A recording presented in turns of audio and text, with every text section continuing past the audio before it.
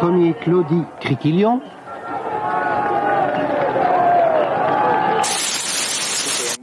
Convinzione e determinazione. Inserito una salita di questo genere per concludere una classica, cosa avrebbero detto i corridori? Si sarebbero un pochino lamentati certamente, perché ci sono due curve veramente a muro sul serio, perché Ripresa diretta, mani alzate, Laurent Fignon vince la 50ª edizione della Freccia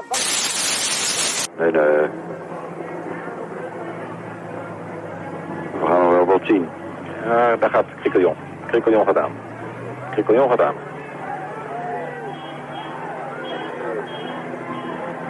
Criquillon gaat aan. Het is nauwelijks te zien, maar hij gaat aan en rood laat gaan. Criquillon is weg. Criquillon is weg. Criquillon, toch makkelijk eigenlijk, hè? Ja. Eens kijken of Rooks nog wat heeft. Nee, die heeft.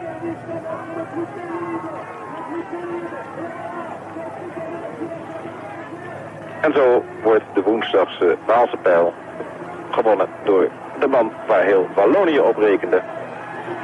Claude Criquillon is de naam.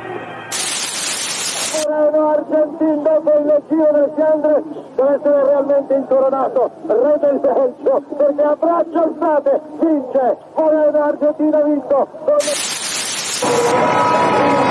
There we are, there's the welcome banner ahead of him. Marino Argentin, the Flesh Ballone winner in 1990. Marino Argentin is going to do it 2 years on the trot. And I wonder... Delgado a tout essayé, mais ça n'a pas réussi. Il est derrière en 4e position. Est-ce que Giorgio Furlan va pouvoir gagner? La seule chose que je peux vous dire, c'est que Luc Rosel est complètement lâché et que Claude Criquillon demeurera le dernier vainqueur belge de la Flèche Wallonne et que les classiques printanières ne seront toujours pas, on n'en aura toujours pas une pour nos couleurs. Ça, c'est une évidence. En tout cas, Cassani plafonne aussi un tout petit peu. Gérard Ruet, en ce moment, le seul homme qui pourrait peut-être empêcher Giorgio Furlan de remporter la Flèche Wallonne. Giorgio Furlan, très très impressionnant, dont la seule victoire jusqu'à l'année dernière, c'était le titre de champion d'Italie, qui était 13e ici l'année dernière, qui est un gregario, comme on dit, du côté italien. C'est un équipier et qui, un peu à l'image de Cenghi Alta et de Lietti, qui n'étaient que des équipiers et qui s'étaient imposés l'année dernière lors de 2 étapes du Tour de France, a aussi connu, on parlait des phénomènes de boom, certainement c'est une équipe qui marche, on ne dit pas que c'est une équipe, c'est pas lui, c'est le même maillot, c'est son équipier, l'homme qui s'était mis à plat ventre pour essayer de lui permettre de gagner Milan-San Remo, Giorgio Furlan, la victoire. Avant véritablement de revenir très fort l'année dernière et d'exploser cette année-ci de manière tout à fait impressionnante. Regardez les dernières centaines de mètres, les plus durs évidemment pour Maurizio Fondriest qui fait la grimace. Il sait qu'il doit encore, pour être tout à fait sûr d'aller au bout, se battre pour les derniers efforts. Regardez-le, il mord sur sa chic. Je le vois arriver maintenant. Il va remporter la victoire à l'âge de 28 ans. Après avoir gagné Milan-San Remo, il réalise un doublé tout à fait exceptionnel, prouvant là ses qualités aussi diverses que formidables. Maurizio Fondriest remporte à la manière vraiment des grands cette Flèche Wallonne et je vous jure qu'il est heureux et on le comprend. De lui faire plaisir, il est donc monté, il est passé au sommet du premier passage dans la roue des Jewis que revoilà et devant Capucci. Les hommes qui sont là, Berzin, Argentin, Furlan, quel trio! Dans l'ordre, Berzin, Argentin qui est l'homme à droite qui place à l'accélération dans le Mur de Huy. Au sommet, il restera 72 km à vivre ensemble évidemment. Et déjà Alain Bondu, rapidement, les hommes qu'on attendait, ils sont en train de faire exploser probablement. Donc le week-end ardennais, en tout cas image extraordinaire. Est-ce qu'on peut imaginer l'image de 2 hommes franchissant la ligne ensemble? Je ne le sais pas. Alors Argentin pour la 3e fois, comme nous l'a dit Bombini, ou Furlan pour la 2e fois. C'est le dernier suspense, faites vos jeux. Argentin qui emmène véritablement depuis le pied de ce mur, qu'il a déjà franchi 2 fois. Titré ce matin la Freccia Wallona, mais c'est vrai, plus que jamais, il faut parler comme cela. Illustration de la domination d'un cyclisme, d'une équipe aussi. Argentin Furlan, est-ce que Furlan va oser déborder son maître? Non, il le laisse partir. Voilà, c'est l'esprit d'équipe. Regardez cette image qui illustre tout. He'll want to get as close to the line as possible. They've got themselves a nice rhythm, and I think they're cooking Berzin at the same time. Berzin slows, Fondriest will be left with no alternative but to be going through. And there's an acceleration. Now he looks across just to see what Jalabert is thinking. A little bit of resistance from Berzin, but Fondriest is going now, and he's going in a very low gear.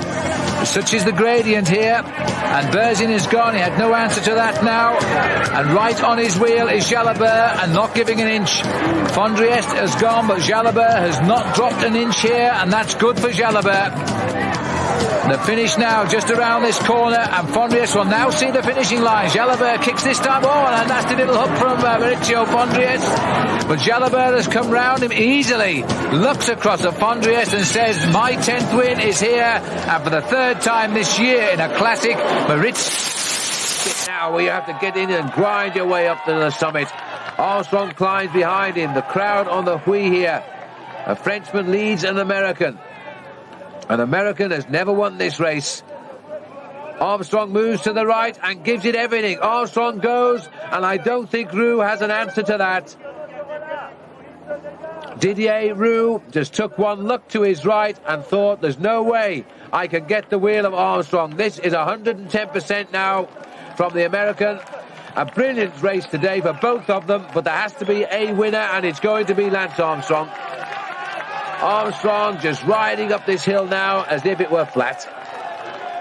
Super huge crowd here as he races towards the top of the Huy. He'll keep the pressure on now. Is this man on the start of his greatest ever season? And it's going to take some beating of the year he won the world title.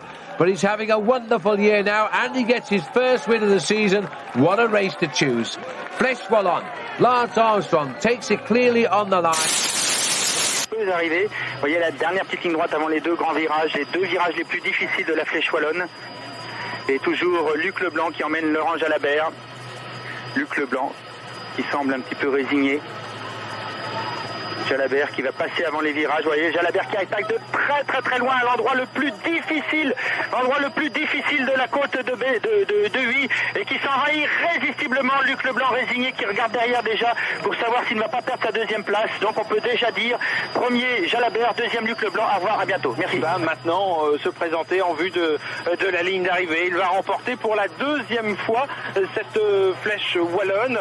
Laurent Jalabert qui va devancer Luc Leblanc. Il se retourne tranquillement, il n'y a vraiment aucun signe de fatigue même, il semble faire preuve d'une étonnante fraîcheur dans le final de cette flèche. Les derniers mètres pour Laurent Jalabert, applaudi bien sûr par ce public ici présent en masse sur la montée finale de Huy. Laurent Jalabert qui lève les bras, qui lève le poing et qui 2 semaines après sa défaite dans le Tour des Flandres, eh bien, vient ici reprendre une belle revanche. C'est de très bon augure pour peut-être ce week-end ardennais, car on le sait, Laurent Jalabert visait une victoire dans la Flèche Wallonne, mais il vise également.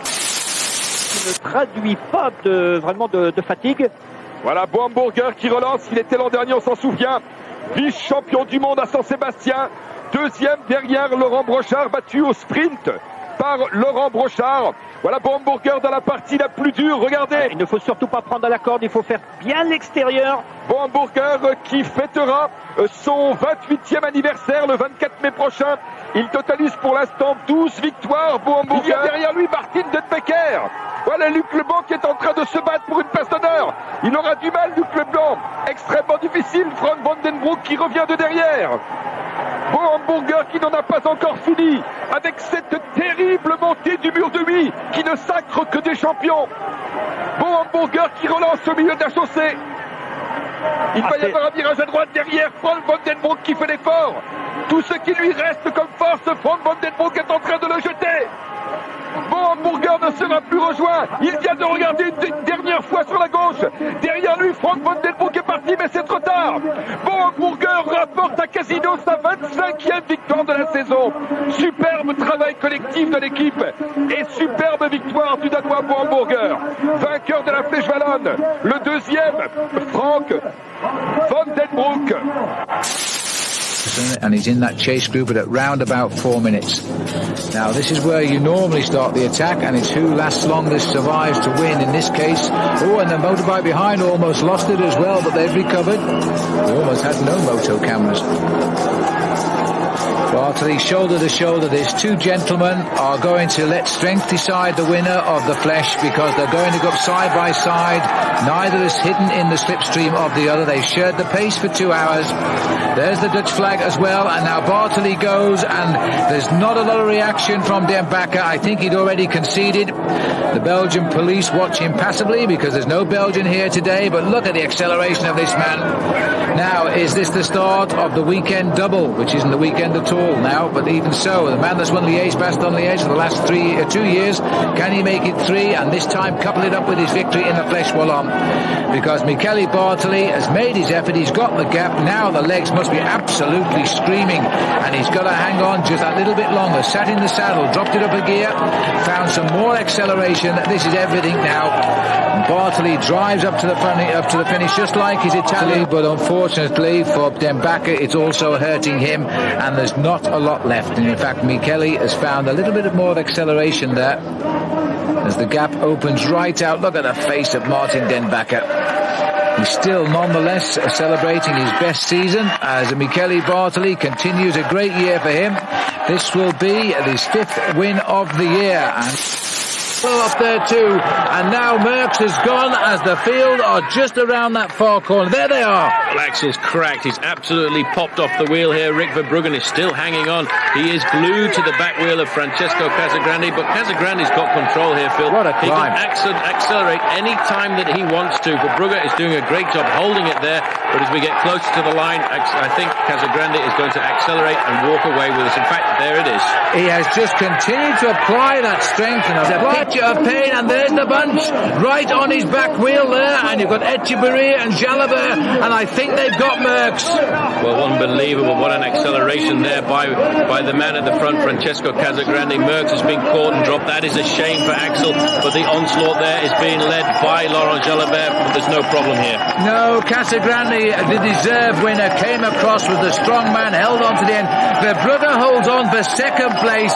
Jalabert is over in 3rd, Rebel in 4th, Mario Hurt. Il a pris beaucoup de risques en étant toujours en tête. Il est né à Tirlemont, Rick Verbruggen. Il est aujourd'hui dans l'équipe Lotto dirigée par Claudie Criquelion. Équipe Lotto, nous vous le disions tout à l'heure, des classiques ardennaises, des grands tours, qui a pris le relais de l'équipe des classiques flandriennes qui était emmenée par André Schmil. Verbruggen est en train de gagner un énorme succès. Il a fait un boulot phénoménal. C'est un grand succès. Rick Verbruggen vainqueur. Le deuxième est Yvonne Dassault. Mario Hartz en première position. Deuxième, accélération d'Hartz. André Anoé. Troisième, Unai Echevarria. En 4e position, Azevedo. Michele Bartoli en 5e position. Axel Merckx en 6e position. Mario Hartz, je vous disais tout à l'heure, déjà 3 fois dans les 5 premiers. Voici le virage très difficile. Mario Hartz sur la gauche de la route, comme vous le disiez justement Bernard. Il ne faut pas accélérer brutalement, il faut accélérer progressivement. C'est ce qu'est en train de faire Mario Hartz. Mario Hartz qui aura 30 ans cette année et qui part peut-être 3e de la Flèche en 99, 5e en 2000, 16e en 2001, 30e en 97. 3e de la route du Sud. Il a également gagné le Grand Prix d'Isberg, le Tour de la province de Luc, le circuit franco-belge. Il est professionnel depuis 1995. Il était passé pro fin 95 à l'occasion du Tour de l'Avenir. Unai Echevarria qui tente de revenir. Michele Bartoli en 3e position. L'effort est terrible dans cette ascension du Mur de Huy. Regardez, Michele Bartoli, un ton en dessous par rapport à ce qu'il était incontestablement. Et l'avant-garde du peloton qui est en train de revenir sur l'arrière de ce groupe de tête. Mario Hartz qui relance encore une fois et qui gagne. Victoire de Mario Hartz. 2e, Unai Echevarria. 3e, Michele Bartoli. 4e, André. Sides want the big win. For either rider, it would be their greatest single-day victory. Anyway, the king of the mountains of the Vuelta a España on the far side of the camera. Astalor with a couple of good second places in classic races, looking for the one win that has eluded him. At 200 metres, they haven't made their move yet. Now Astalor goes, and the acceleration plain to see. Igor Astalor gives Seiko the victory from a long breakaway for Spain in the Flèche Wallonne. The speed was always in Astalor's legs. This is the man who will be looking to defend his King of the Mountains title in the Tour of Spain in September. But for now, like Astaloa, he's getting his finest ever. Danilo De Luca trying to give Seiko a good end to the spring season, because they've had not anything like the comparison to last year. But remember, they won this race a year ago with Igor Astaloa. Now it's Rebellin, and this is deja vu with the Amstel Gold Race, one-on-one with another rider. And again, Rebellin is judging an uphill finish the best, as Rebellin's going to make it 2 wins. He can't do a thing wrong right now. David Rebellin gets the victory again.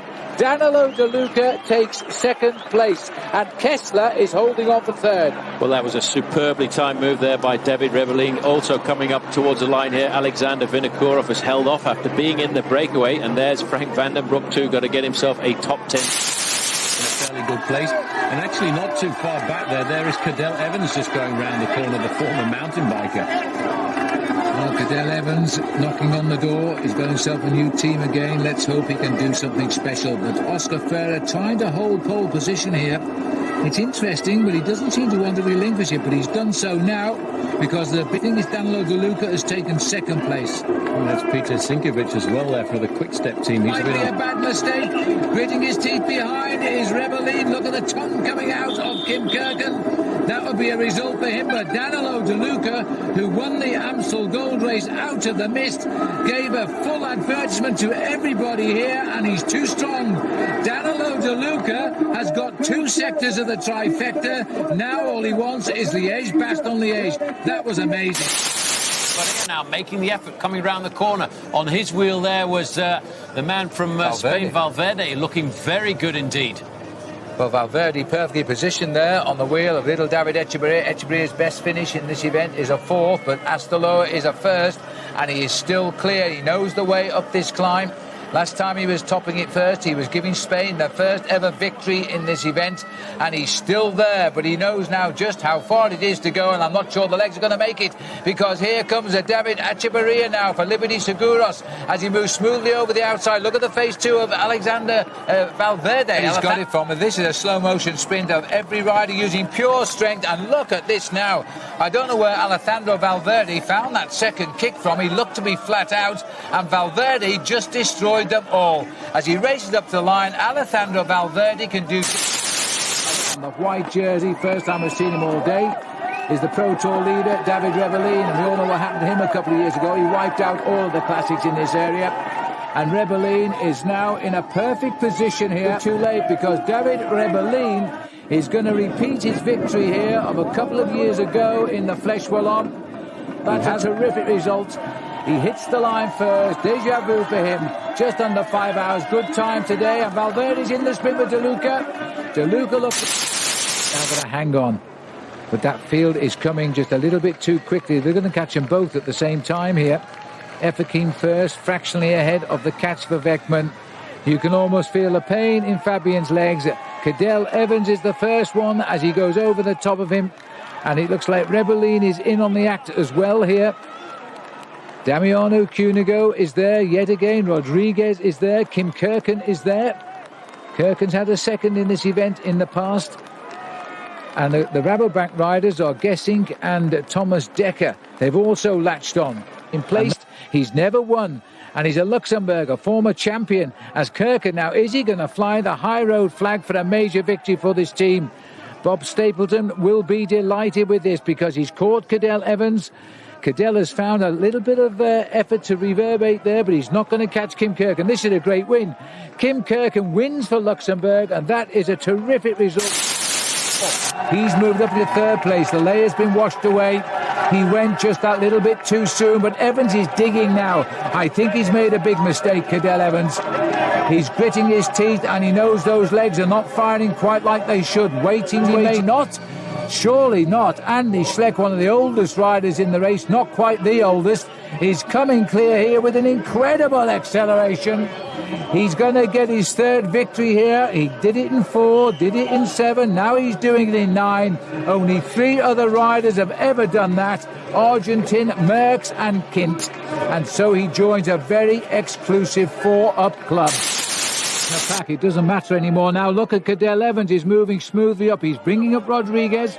Is there time left though? Because also note here that Contador's been forced into the lead. Look at the effort now of Cadel Evans. And remember, no Australian has ever won this and no world champion has won it since 1985 or 6. I'll check on that for you. Claude Criquillon. But Contador now, oh, he's fully committed. I don't think there's much left there. Well, there's 150 metres left to go and the race is still going to kick up towards the finish line. Contador and Cadel Evans are locked together and Evans is now accelerating. It's all over. The world champion has won the Flèche Wallonne wearing the World Championship jersey 1980. Qui est en tête dans le virage, vous le dites, il a peut-être raison de choisir lui-même le rythme, c'est pas idiot du tout. C'est lui qui impose. Il est encore très lucide en tout cas, et Rodriguez qui a mangé devant lui, mais qu'est-ce qu'il fait Gilbert? Il s'en va de très très loin. Philippe s'en va. S'il va au bout, c'est incroyable parce que c'est très très loin, c'est très tôt, c'est presque trop tôt. J'ai l'impression qu'il ira au bout. Vous croyez qu'il c'était imaginaire, qu'est-ce qu'il fait? Il reste 200 mètres. Qu'est-ce qu'il a fait là? Et Contador est battu, tout le monde est battu. Il faut revenir. Gilbert est absolument en train de surclasser tout, mais c'est inouï. Il a creusé l'écart, il serre les dents. Rodriguez est à l'arrêt, Sanchez est à l'arrêt, il va gagner. C'est gagné pour Philippe. Phénomène. C'est le 5e wallon de l'histoire à gagner la Flèche Wallonne. Quelle victoire. Après, Émile Masson, Pino Cerami, Claude Criquillon, mais quelle démonstration, Eric Van Brugge. Et Rodriguez pour la 2e place. Et un triplé historique, Flèche Wallonne, Amstel Gold 13, Philippe Gilbert, c'est un exploit monstrueux. A que Joaquín Rodríguez, después de haber hecho 2 veces segundo, se va a llevar Joaquín esta flecha balona. Vamos a ver. La distancia que le queda hasta la línea de meta es poca, pero estas rampas son durísimas. Es absolutamente infernal, interminable. Victoria para Joaquín Rodríguez. Sí, Joaquín Rodríguez se lleva la flecha balona con tiempo de saborearlo. 4 horas 45 minutos encima de la bicicleta. Triunfo para Joaquín Rodríguez. Point, but all of a sudden, a young rider that not many people knew much about, Carlos Betancourt, jumped out of the main pack. A couple of years ago, he was second in the World Under-23 Championships, and he'd already won himself a stake. Rodriguez, he caught and passed Betancourt on the run-up towards the finishing line, and he still had the power to come across the line in first place to get himself his first ever big victory in a one-day race.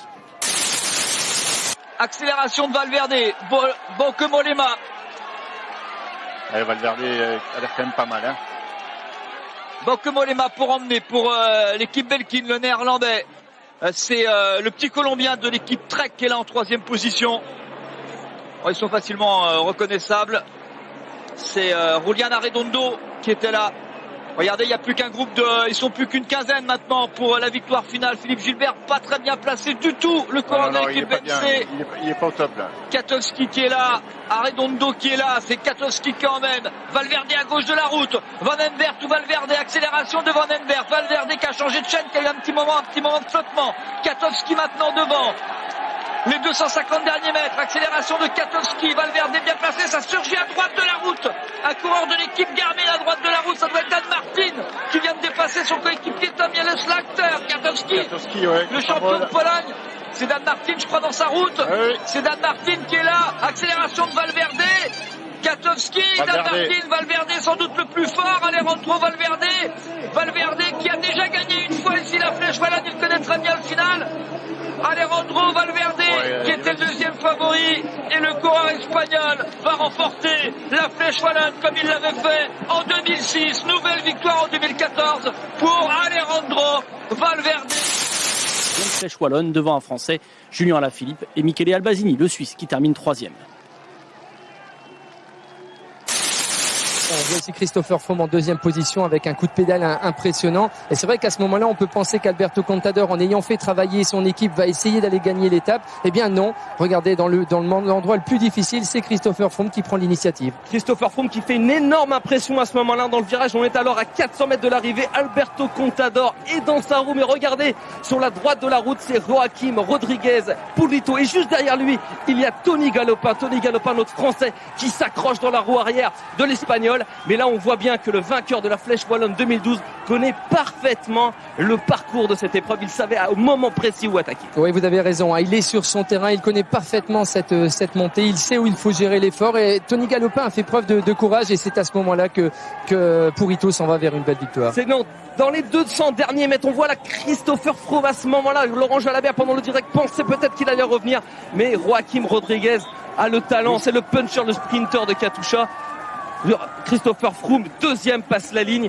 Il ne perd quasiment pas de temps sur Joaquim Rodriguez. Et derrière, il y a des grosses surprises. Troisième, Alexis Villarmoz, le français. C'est beau. Cinquième, Tony Galopin. Septième, Vincenzo Nibali. Et 12e, Alberto Contador, qui perd quand même aujourd'hui 18 secondes. Valverde qui emmène. C'est pas forcément la meilleure position. Allez, Rodriguez qui est parti. Ouais, Joaquim Rodriguez à gauche de la route là-bas. Voilà. Loin. Comme sur le Tour de France. Valverde a répondu de suite. Julien Alaphilippe qui revient avec Dan Martin à sa gauche. Coureur français qui est encore là. Il a du jus encore. Joaquim Rodriguez. Ouais, Julien Alaphilippe qui peut. Il est dans la route Valverde. Il sait que c'est la bonne route. Dan Martin qui accélère. Oui, il ne faudrait pas que Dan Martin accélère. Wouterpoels qui est là. Accélération de Dan Martin. Rodriguez est battu. Julien Alaphilippe dans la roue de Alejandro Valverde. Wouterpoels qui est là. Et Enrico aussi, Gasparotto, pardon, je le cherchais. Basile est pas mal. Dan Martin, gros travail de Dan Martin, l'Irlandais. Valverde pour l'instant, il maîtrise. Et Julien Alaphilippe qui est là, Albazini là-bas. Et accélération de Julien Alaphilippe dans la route Valverde. C'est peut-être comme l'an dernier, Valverde à Alaphilippe ou Alaphilippe Valverde. Accélération, peut-être dans l'histoire, peut-être dans la légende. C'est pas fait encore. Et voilà la victoire de Valverde. C'est le premier homme à gagner 4 fois la Flèche Wallonne. Et Julien Alaphilippe qui est encore deuxième. Kwiatkowski looks well placed as well, but here comes Alejandro Valverde. They're all over this one. Alejandro Valverde knows what it is and he's gone for glory. Who's going to stop Alejandro Valverde as they swap around him? Here comes Dan Martin into prime position, but will he get there in time? I don't think so. Sergio Henao looks like he's trying to make moves. Here comes Albacini up on the left-hand side of the picture, but nobody's going to stop Alejandro Valverde's time to celebrate. Get the arms wide. It's all too easy.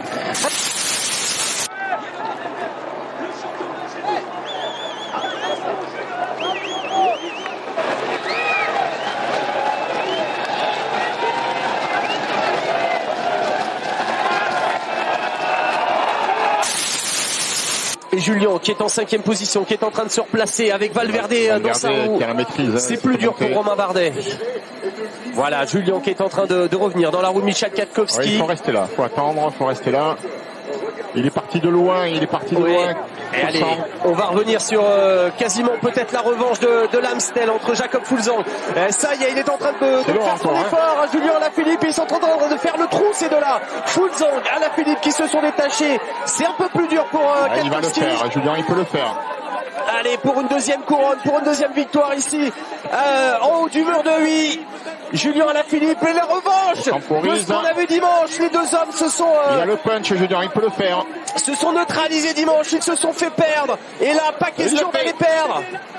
Ça y est, Julien Alaphilippe qui est en train de pourdir son effort. Et il y a derrière Michał Kwiatkowski, mais c'est dur. Et Jacob Fulzang qui va y aller. Jacob Fulzang qui reste. L'accélération de Julien Alaphilippe. Julien Alaphilippe qui est dans tout. Julien Alaphilippe qui va essayer d'aller chercher, la deuxième victoire de sa carrière sur la Flèche Wallonne. Julien Alaphilippe qui va. Et victoire de Julien Alaphilippe.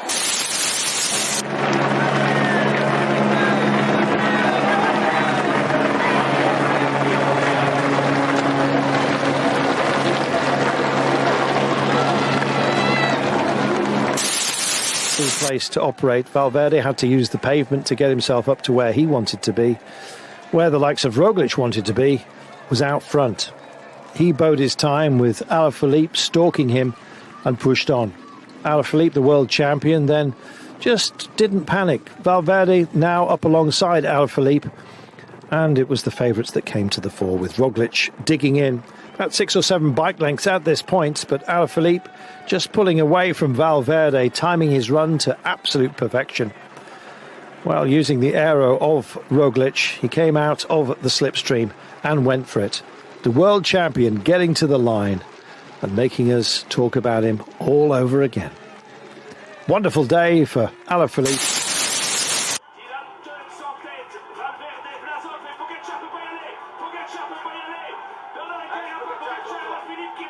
piégé par le fait que Pogacar était moins bien. Il a